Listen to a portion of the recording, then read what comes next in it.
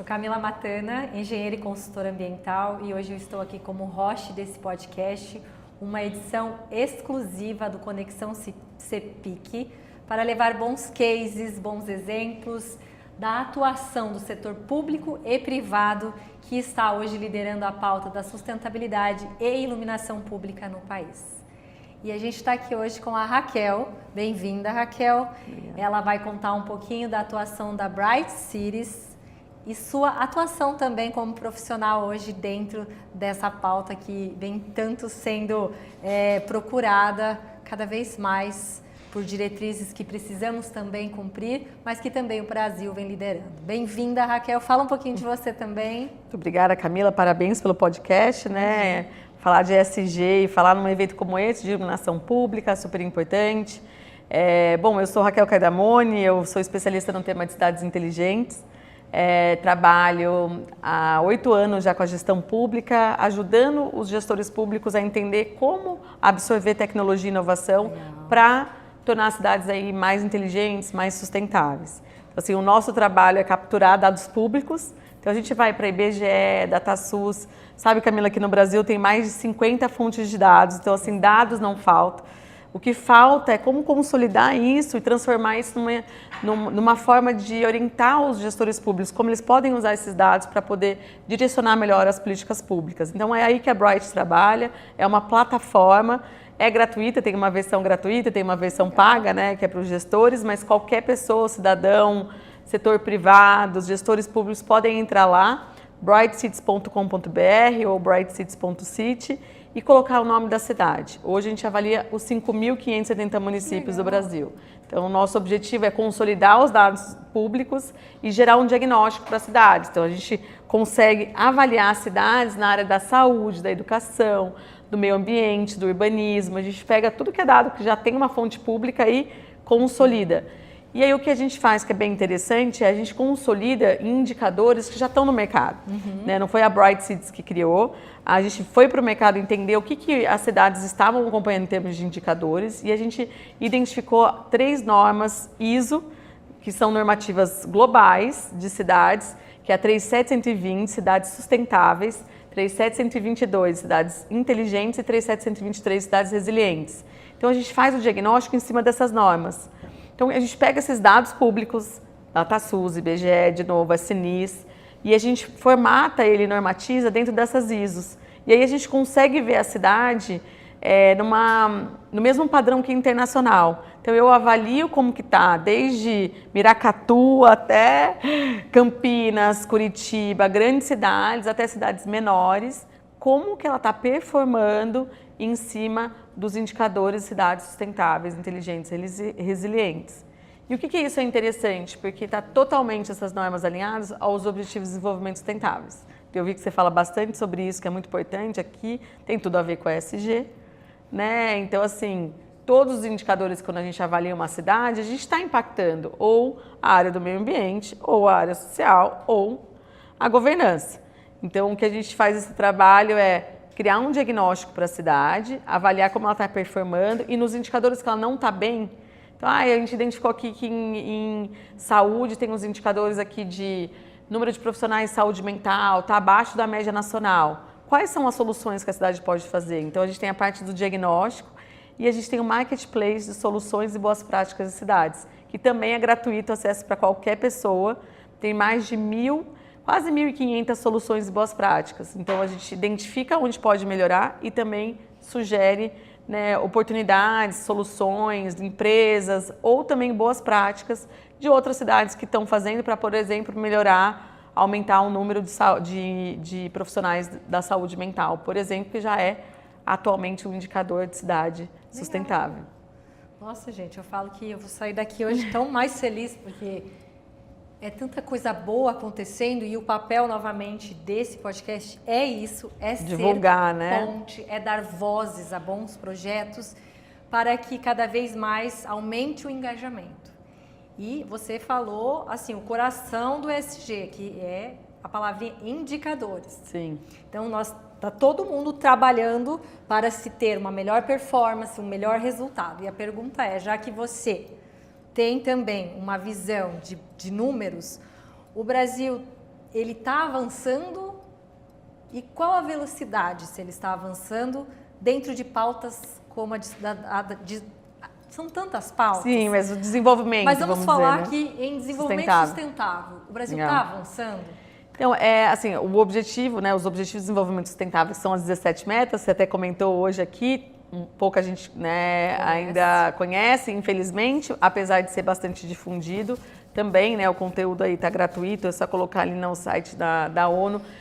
São 17 metas que existem e são mais de 169 ali, indicadores para poder acompanhar essas metas.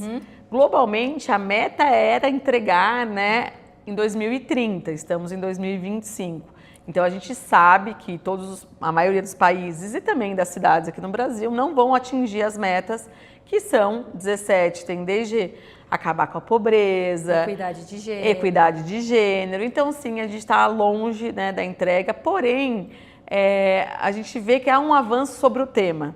Né, há uma preocupação maior da gestão pública agora em entender em como usar os dados em benefício das políticas públicas, fazer melhor, para analisar como eles estão performando, para poder apresentar melhoras. Então, a gente vê uma movimentação, sim, positiva, da maior utilização de dados, para ter uma gestão mais técnica, embasada em dado, para desenvolver, né, as políticas públicas. Então, a gente entende que isso está evoluindo. No Brasil já está sendo solicitado que as cidades façam relatórios das ODS, ou seja, tem muitas cidades que já publicam esse relatório no site da prefeitura, em como que ela está, nos indicadores de como ela está alcançando, como que ela está diminuindo a pobreza, como que ela está, né, atuando em cada uma das metas. E uma das metas é cidade sustentável. É como que as cidades devem fazer para estarem mais sustentáveis, ou seja, como as cidades devem utilizar melhor os seus recursos, né, financeiros ou de infraestrutura ou de pessoas para entregar uma qualidade de vida maior na cidade. Então aí vai, desde como que eu posso fazer para facilitar para o cidadão agendar uma consulta, ele não precisa se deslocar até a unidade de saúde. Eu digitalizar esse processo para ser melhor, não para estar digitalizado, mas porque o digitalizado vai economizar papel, vai facilitar todo o processo, vai ser mais rápido e vai ser melhor para o cidadão que não precisa se deslocar, perder um dia de trabalho para poder marcar uma consulta. Até digitalização dos serviços, para ser tudo mais fácil, como que também a gente tem a inclusão de tecnologias como telemedicina, então tem cidades muito pequenas no Brasil, né? A gente também falou disso, que você falou como que estão as cidades do Brasil em relação a isso. Acho que a gente tem um caminho ainda para andar, mas tem diferentes cenários. Então depende da cidade, né? Então a gente depende do estado, da região, então é importante a gente olhar também aquela cidade específica, como que ela pode, do cenário atual, por isso o diagnóstico é relevante, para eu melhorar eu preciso entender como eu estou. Então o diagnóstico é o primeiro passo. Como que eu estou hoje? Ah, mas eu não sou uma cidade de 12 mil habitantes. Tá, você pode se tornar mais sustentável em cima do seu cenário atual, como que você pode fazer melhor, né, a partir do que você já faz hoje. Então, depende dessa avaliação de estar bem ou não, depende muito, né, da cidade onde ela está alocada, ou como que ela está gerenciando os recursos, mas é possível que qualquer cidade se torne uma cidade melhor, mais inteligente, ou seja, qualquer cidade ela pode sim melhorar, né, a sua entrega de serviços públicos do que ela está fazendo anteriormente. Então, para isso, ela precisa entender o cenário e também se comparar com outras cidades, entender o que são os direcionamentos, o que são as ODS, como a gente tem que buscar em conjunto, né? E também as possibilidades de melhor. Então, quais são os recursos que a gente tem hoje? A gente falou aqui bastante sobre iluminação pública. Iluminação pública passa a ser responsabilidade das cidades. E aí ela passa a ter uma oportunidade de substituir o básico da iluminação pública, que é para uma lâmpada mais eficiente, mas também aproveitar toda a infraestrutura do poste para alocar outras tecnologias, como câmeras de segurança, sensores, para poder avaliar também outras coisas e medir melhor o que precisa aquela população.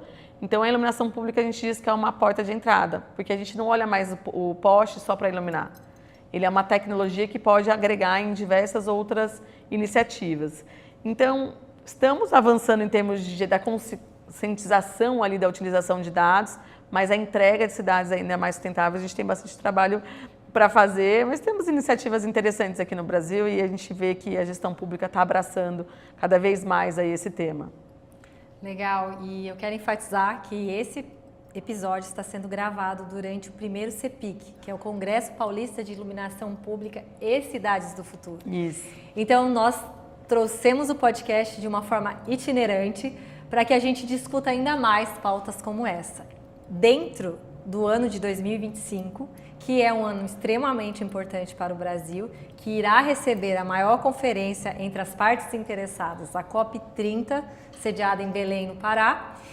E aí, com tudo isso acontecendo, qual o cenário que você acha que vai ser transpassado para quem está vindo de fora, entender o que está acontecendo no Brasil, mas o que está acontecendo no Brasil? Você que tem um pouquinho dessa visão geral dos municípios. No Brasil, a gente tem um cenário que a gente tem, né, muitas cidades aí evoluídas e desenvolvidas, né, e tem muitas cidades que a gente vê que ainda não tem nem a infraestrutura básica, né. Então, a gente tem desafios aqui, uma diversidade aí de desafios, vamos dizer, aqui no país. O que eu entendo é que, nesse momento, a gente está com a COP, Brasil recebendo a COP, está com uma notoriedade muito grande em termos de visibilidade. Então, vamos aproveitar isso. A questão climática está sendo discutida cada vez mais, porque não é só algo que a gente vê do futuro, já é presente, a gente já entende, já sente isso nas cidades. Então, a gente vê o que aconteceu no Rio Grande do Sul, as cidades que foram, né, imensamente impactadas, o que nunca se imaginou. Então, hoje essa pauta já está dentro qualquer pessoa já está sendo afetada, né? A questão climática, a gente já sente isso.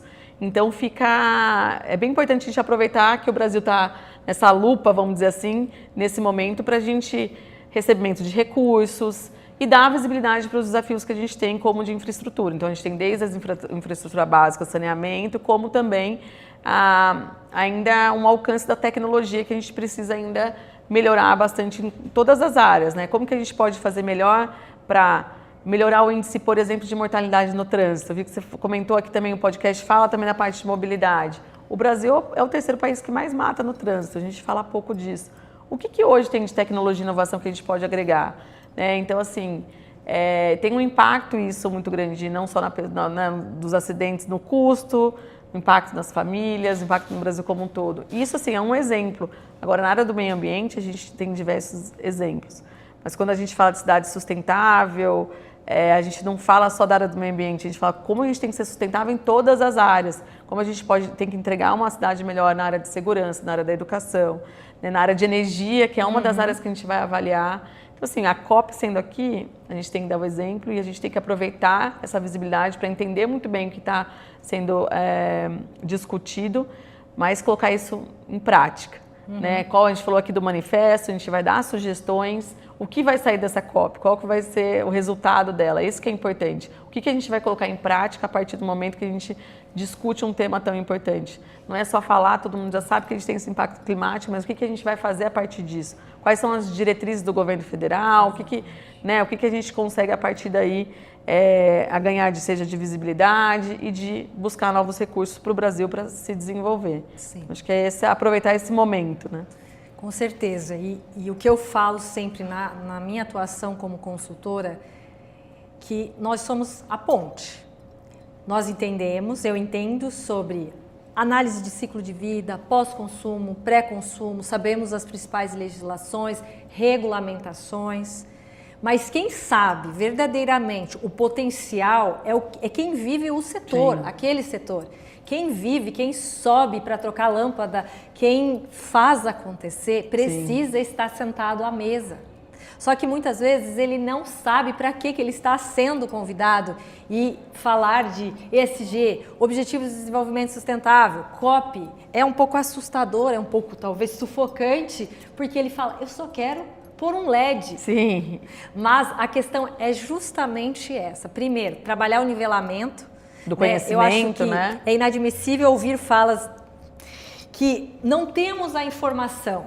Gente, em 2025, temos. Com esse set de inteligência artificial que eu tenho, a minha dúvida brevemente solucionada em menos de 30 segundos, eu não posso mais falar que não há, né, primeiro de tudo, a informação. E segundo, dar poder e visibilidade para quem de fato é o entendedor, o especialista do assunto. Então, quando a gente discute por segmentos, por setor, é quando a gente vai ter sim maiores resultados, maior inteligência incorporada, maior qualidade, porque não basta inovação. Sim. Né? Então, eu quero agradecer aqui a sua fala. Eu vou deixar na descrição desse episódio para quem quiser saber mais sobre as Bright Cities e também sobre você, né, que eu acredito que seja uma ponte muito interessante. Hoje, cada vez menos a gente fala quem é que está por trás, né, daquela empresa, daquele CNPJ. São sempre pessoas e pessoas muito bem engajadas. Isso. Então, vou deixar aqui na descrição todos os canais. Agradeço a sua participação, a sua doação do seu tempo aqui mais uma vez em estar com a gente hoje. E você quer fechar com algum case, alguma reflexão? Camila, acho que é super importante ter esse papel de, né, difundir esse assunto. Parabéns também pelo canal. Imagina. E agradeço aqui a oportunidade de divulgar um pouco do nosso trabalho na Bright Cities. Tá ótimo. Obrigada, Raquel, mais uma vez. Agradeço.